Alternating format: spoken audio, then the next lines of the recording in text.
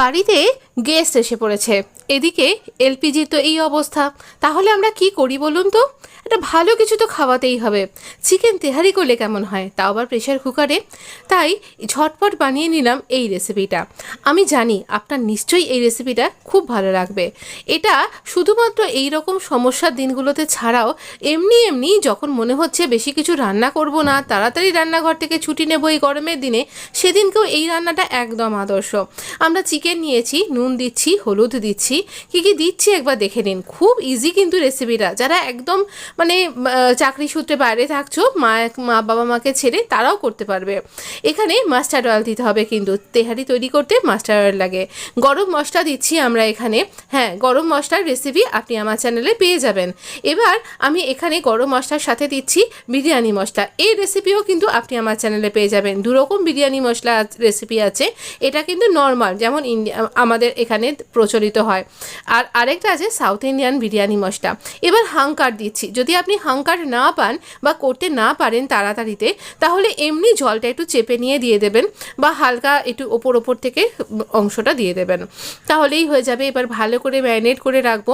Minimum আধ ঘন্টা আপনাকে ম্যারিনেট করতেই হবে। এরপর যদি আর একটু বেশি রাখতে পারেন তাহলে আপনারই পক্ষেই ভালো, চিকেনটা আরও সুন্দর হবে।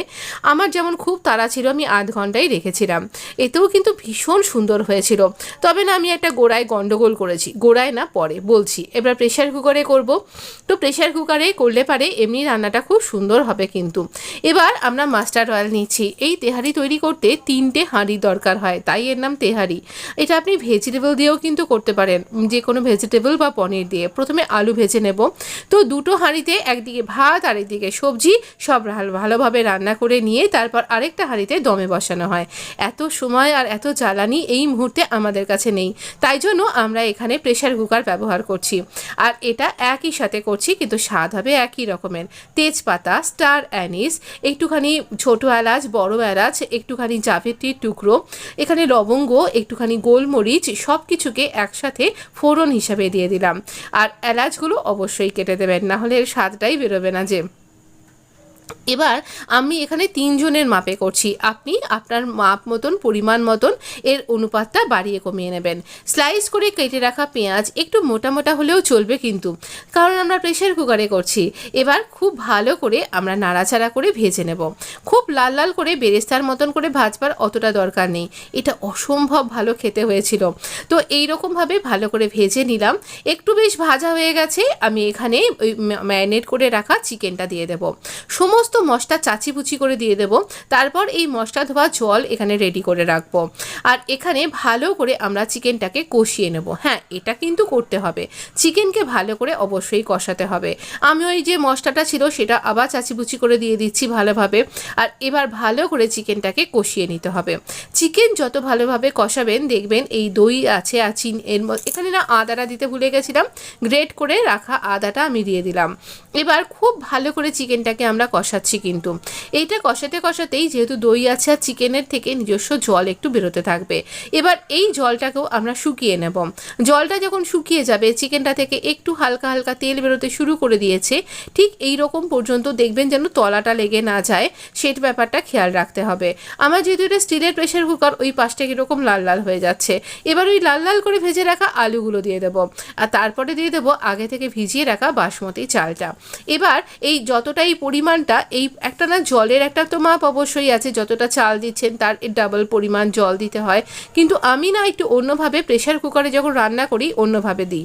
এবারে যে বাটিটার মধ্যে যে জলটা ছিল, চালটা যে জলে ভেজানো ছিল সেটাই বাটির মধ্যে দিয়েছি, দিয়ে মশলাটাকে ধুয়ে দিচ্ছি, তাই জন্য জলটা ঘোলা ঘোলা। দেখুন সব কিছু ডুবে গেছে, এই পর্যন্ত জল দেব, জাস্ট সব কিছু ডুবে গেছে, মানে এই একটু একটু হাড়গুলো জেগে আছে এমনটাতে কিছু হবে না, এই পর্যন্ত জলটা দিচ্ছি। আমি ওরকম ডাবলের থেকে কখনো সেটা কমও হয়, আবার কখনো সেটা বেশিও হয়। এবার ধরুন আমি চিকেনের থেকেও আরও একটু জল বেরোবে, বা দই আছে বলে আরেকটু বেরোবে, তো সেই জন্য আমি এইভাবেই মাপটা করি। এবার আপনি আপনার মতন করে দিন। একটুখানি কাঁচা লঙ্কা, ধনেপাতা, গোলাপ ফুলের পাপড়ি, একটুখানি কেওড়া ওয়াটার, আজকে বোধহয় গোলাপ জলটা ছিল না তাই আমি দিইনি, তাই গোলাপ ফুলের পাপড়িটাই ভালোভাবে দিয়েছি। আর এখানে কয়েক ফোঁটা মিঠা আতর দেবেন, এতে ভীষণ সুন্দর ওই দোকানের মতন গন্ধটা আসে।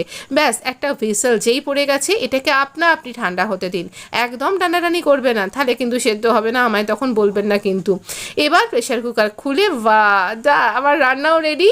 আর ব্যাস, কে বললো গ্যাস বেশি খরচা হয়েছে? একদম বেশি খরচা হয়নি, সুন্দর রান্না রেডি হয়ে গেছে, চিকেন তেহারি আপনার জন্য রেডি। এবার সেই ভুলের কথাটা বলি, একটার জায়গায় না 2টো সিটি অফ করতে করতে পড়ে গেল।